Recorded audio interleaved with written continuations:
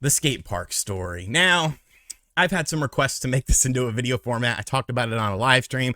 So here we are. Before we get into this, I'm not advocating for any of this. I'm not promoting this. I'm not glorifying this. I am simply telling a story about my bizarre life that happened. So I'm not saying you should do any of this. You should probably do the complete opposite of this.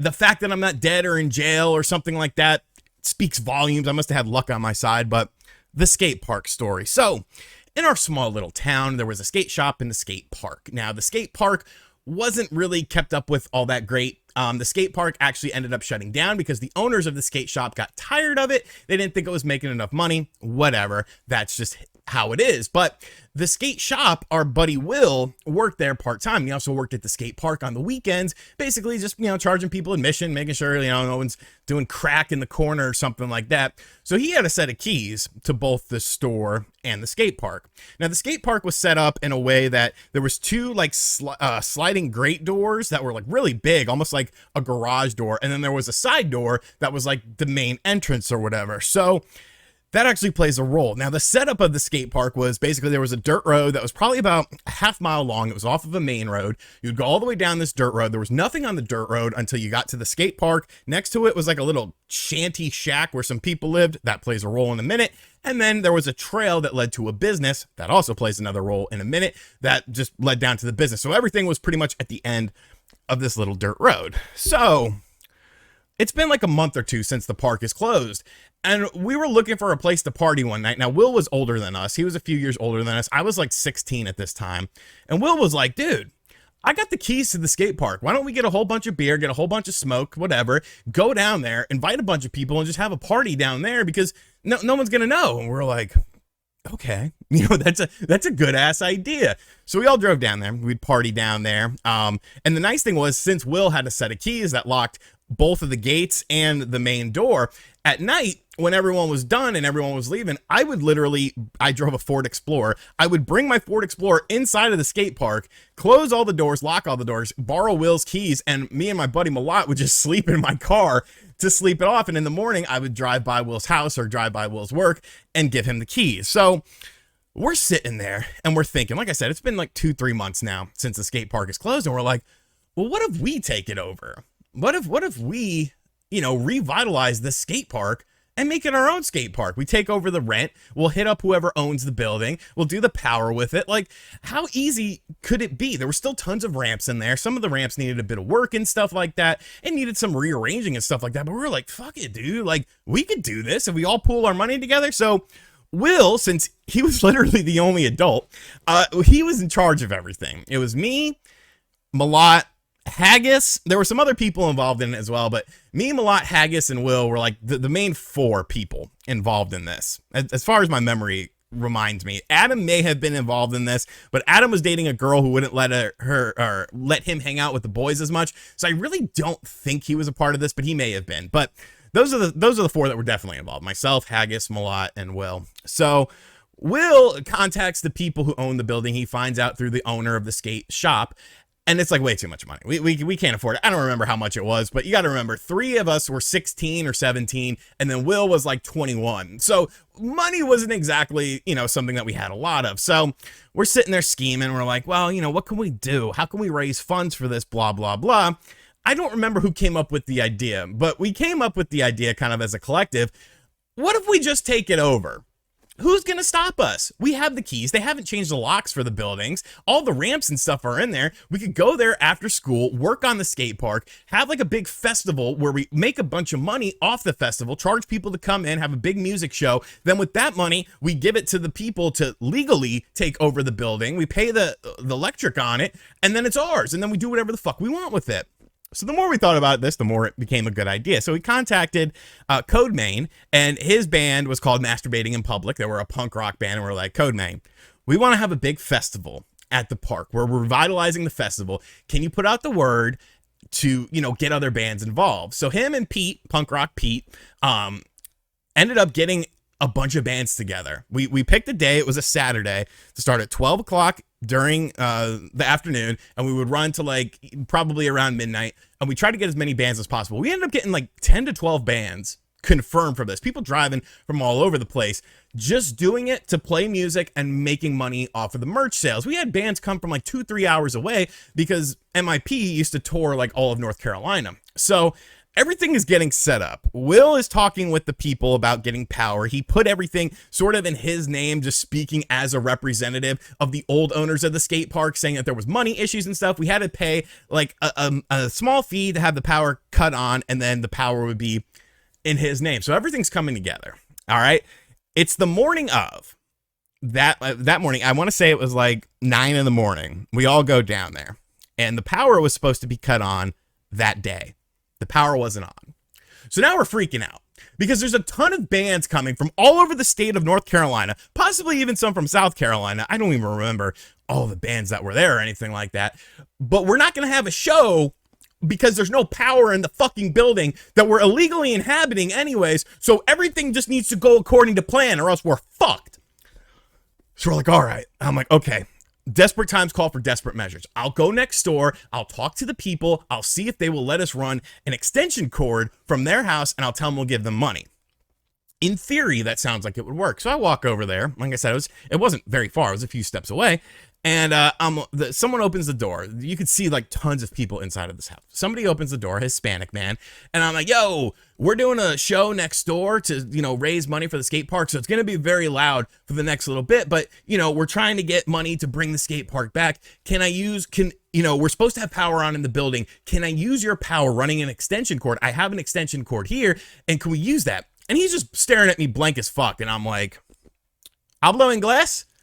No, pequeño. I'm like, oh, fuck me. And so I'm like, extension cord, plug in you, me use, party, fiesta. And he's like, but he ended up like coming around to it. Somebody else ended up coming up who spoke a little bit better English. And they were like, yeah, you could do that. So as I'm setting that up, I hear Will scream, we've got fucking power. And so the power cut on. I want to say it was around 10:30, 11 in the morning. Show starts at 12. So I'm like, oh, great. I'm like, well, just in case, I'm talking to this other person now at the house. I'm like, hey, we got a power over there, but just in case, is it cool if I need to use your guys' power? I'll give you money after the thing. We got a bunch of kids coming down. It's going to be a huge thing. And she was like, yeah, cool, whatever. And so I'm like, great. So we go in, everything's set up. All the bands are starting to come down. Now this road is a dirt road. So everyone's parking like pretty much in the woods. Like you had a strip and like people would park this way, people would park this way, people would park in the woods, people would park at the business, which was a Kmart, which comes and plays a role with the 4 times the cops are called. They would park in the Kmart parking lot and walk up. We actually made a map of where people should park, and we had someone stand at the end of the road giving people the map saying, hey, these are your parking options. We got a lot of cars down there, but you could park in the Kmart parking lot, so on and so forth. So first band goes on. It's the most eclectic, strange. You got preppy kids, you got punk kids, you got metal kids, you got kids who just want to skate there. It was huge. There was people everywhere. The money is just coming. I think we charged $10 for the whole festival. And we had some drinks that we were selling. We had some hot dogs that we were selling. And like the money is just pouring in. So many kids are showing up to this. Because you got to remember, you've got all your local kids showing up. But then you got the kids that are, fucking with these bands. And they're like, well, fuck, we want to go to a big show, a big party, and watch our favorite band and watch other bands perform. So people were coming from all over the place. Early in the afternoon, I want to say it's around 2 or 3 o'clock, cops show up for the first time. And I was kind of the spokesman. Will and I were kind of the spokesman. Malat was a shy guy. Hank was like skating the whole time because the way we set it up was the bands could perform kind of in the corner facing out this way, and all the rest of the park was still very skatable. So that was good because then you just had people showing up who just wanted to skate, and there's live music playing. So that's always a cool thing. The cops show up and they're like, what's going on here? And I'm like, we just, we're the new renters of the skate park. We're holding a festival. What seems to be the problem? And they're like, we've been getting lots of reports from Kmart. I was like, oh, about what? And they're like, they're saying that people are coming through the woods here, going to Kmart, stealing shit, and then going back this way. They have it on surveillance camera, blah, blah, blah. And I was like, oh. And they were like, we also have reports of people parking in Kmart and coming up here. They're not happy about it. So you need to tell people they need to move their cars and don't go to Kmart, or else they will be potentially arrested on site. We're going to have an officer down there making sure that nobody's stealing anything. I was like, all right, cool. Sorry for the inconvenience. Sorry that this is happening. So we're okay. We're okay. You know, okay. A little sweat on the brow. That's fine. Show's going on. Great show. Great fucking show. I'm like, I can't believe we pulled this off. I can't believe. I remember there was like a stoop. Like the skate park was weird. So when you walked into the front door, there was like the little office, and on top of the office, there were some stairs right on the outside of it that went up, and you could hang out on top and just sort of look down on everything. Nobody ever ollied off that, which I always thought was weird, but that's where I was hanging out, just kind of monitoring everything. You know, we're having a good time. And then I want to say 6 or 7 o'clock at night. Cops are coming. I'm like, fuck, what is it now? Go down there. Hey, how's it going, officer? Yeah, this is the second time we've been out here. Oh, really? I didn't realize you had been out here before. What's the problem? What's going on? We got some reports from some parents of some underage drinking down here. I'm like, underage drinking? No, ma'am. We're just having a show right here. You know, you can look around and see that there's no alcohol because all the kids were kind of smart. You know, we were all drunk as fuck, but all the kids were smart, and you know, you just store the alcohol, you threw it in the woods or something like that. They weren't going to search around and do all that stuff because there were so many people there. And they're like, okay, well, you know, we're going to be watching. We're going to be making sure that there is no underage drinking. You know, we might be pulling people. You know, we might even set up a roadblock at the end. I'm thinking, I don't give a shit. You know, it's some other fucking kid's problems. Okay, sorry, officer. Thank you very much. Night's going on now. And then now we're in the night, and I'm like, okay, everything is good. You know, I want to say it's about 10 o'clock at night. Cops. I'm like, fuck. What now? Go out there. What seems to be the problem, officer? This is the third time we've come down here. Really? I wasn't aware of that. What seems to be going on? What's the problem? You're violating noise ordinances. And I'm like, noise? What are you talking about? And they're like, loud noises after 10 p.m. You know, you can only a certain amount of decibels and stuff like that. And I'm like, okay. I'm like, well, what if we close one of the gates, you know, so that it muffles out the sound? And they're like, I don't know, do it. So the band that was playing, I was like, hey, just play it really quiet until they leave. And they were like, oh, okay. So we closed the one gate, and they played quietly. We just acted like everything was normal. And like, oh, okay, that should be good. What time are you guys wrapping up? I was like, we should be done by midnight. And I'm like, okay, great. Everything's going good. I'm thinking we're in the home stretch. And then you hear fire. Fire. They lit the kid on fire. And I'm like, what? Who is on fire? Why is there fire? What the fuck is going on? So we run outside. There's this large gentleman, Southern gentleman. He didn't skate. I don't even know why he was there, because he didn't seem like he seemed like the kind of guy that would listen to like Travis Tritt and not punk and metal bands. He was on fire on his body, and people were smacking him out. And so Will is like freaky. He's like, what the fuck is going on? And someone was like, oh, he said to light him on fire, so we did. And I'm like, Jesus fucking Christ. The kid's skin is like bubbling and disgusting. It's on his back too. And I'm like, holy, this is the end. This is the end. So someone's like, we need to call the ambulance. I'm like, oh, fucking call the ambulance. Go fuck yourself. Unfortunately, somebody called the ambulance. So as we're waiting for the ambulance and the police to come once again, I remember Piss Shit Fuck was the band that was playing. They were a punk rock band. And at this point, Will had it. Will had absolutely had it. I had absolutely had it. Everyone that was involved with it had absolutely had it. So Will's like, gets up there, grabs the mic from Piss Shit Fuck, and Will just goes off. You wouldn't fucking do this if this was the other skate park in the other town. You fucking respect them. You don't fucking respect us. We did this shit for you. We tried to bring the skate park back, and this is what the fuck you do. Just goes off on this excellent promo like a fucking pro wrestler. And Will was kind of a quiet guy, so I'm kind of like stammering my words and like mumbling my words and stuff, trying to scream at people. The ambulance comes down, the cops come down, and they're like, you need to break this up. This is the fourth time we've been down here. Oh, it's the fourth time you've been down here? I didn't realize that. So we break it up. We tell everyone to fuck off.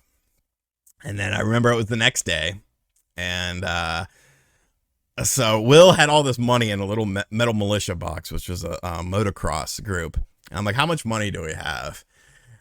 And he was like, we got a decent amount. I was like, is it enough to cover the rent and the electric? He was like, it's enough to cover the electric. I was like, how is it not enough to cover the rent? There was tons of kids there.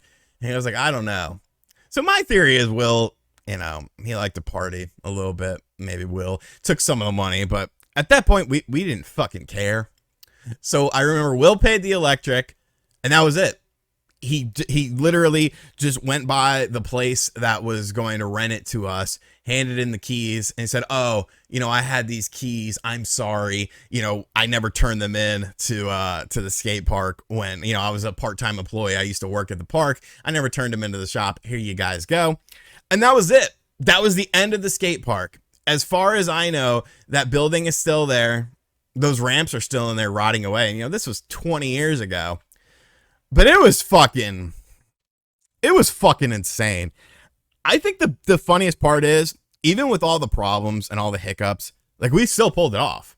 We pulled off a show that literally hundreds of people showed up at illegally, somehow managed to duck the cops, somehow managed to do all this, that, and the other. And we pulled it off. It sucks because, it could have been a fun little business. But I don't think you should really own your own business at 16 unless it's like an online business or something like that. Actually owning a physical business seems like a lot. There's obviously a lot of hazards that go along with it. Insurance waivers, all that sort of stuff. But yeah, it was a funny time, man. It was a fucking story, a story and a half. I remember hooking up with some chick in her car that night too. I'm pretty sure I had a girlfriend at that time. I'm sorry, high school girlfriend. I used to cheat on you a lot. I wasn't the greatest person. But that is a skate park story. Legendary, classic story that thankfully, besides the kid getting lit on fire, he was fine, by the way. They just had to, put like burn cream on him and shit. They released him from the hospital, I think that night. But I remember seeing like pictures of him after the fact. Just crazy, just fucking crazy. So yeah, I don't know how to end this. Like, what do you say? What do you say?